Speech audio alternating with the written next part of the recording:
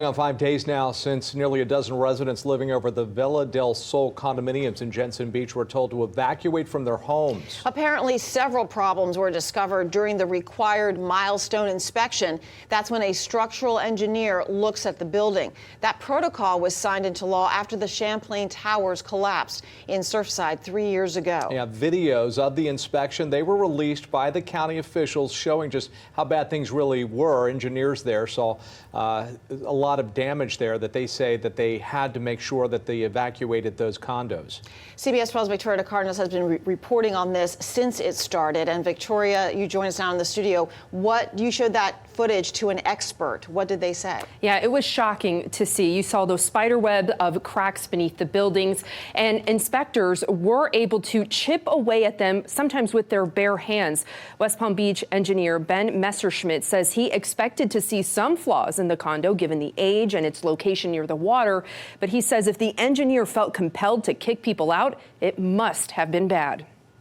Monday evening, St. Lucie County officials released video of the inspection that led to an emergency evacuation at the Villa del Sol condominiums in Jensen Beach last Thursday.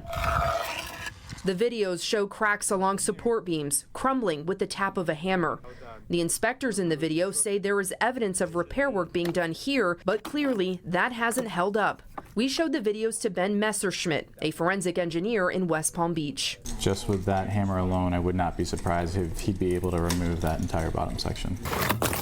This is not something that happened overnight whatsoever. This takes time. Messerschmidt says buildings along the coastline are classed as being a harsh environment by Florida building code.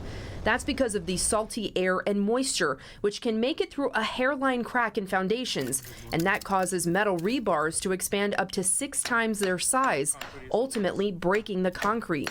Concrete does not like tension, it likes compression. These videos taken by Gustavo Alvarez of AB Plus Engineering points out repairs were made to the building at some point in the past, but concludes that was done incorrectly. The steel is completely disintegrated.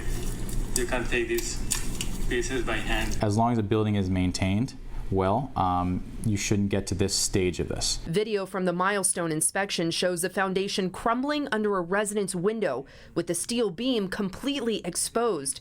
Messerschmidt says this further proves an environmental impact and lack of proper repairs. Again, that expansion pushing everything away, and now it is not an integral part, it is just a separate part in that overall mix. So it's holding no weight at this point? Not much. I don't think it can. Is this repairable? Can people eventually come back to this home, or will they have to demo this whole thing and start all over? I say this a lot in engineering. I mean, anything is repairable. I mean, it just depends at what price. And last night we spoke with the Villa del Sol resident and HOA president Diana Rodriguez, and we asked them what's next for the condo. She says they're still talking with engineers about their next steps because, as you would imagine, fixing this will be a costly job. And here's why this is such a blow. Residents were already paying $40,000 in special assessments to replace their roof and bring the electrical work up to code. Jim and Liz. So, Victoria, when could this repair work begin? Well, that kind of depends. According to Messerschmidt, there needs to be a decision. It's not an easy one. Do you repair what's broken? Do you replace it? That means tearing it down and starting over. And he says minimum 2 months before anything can be done. All right.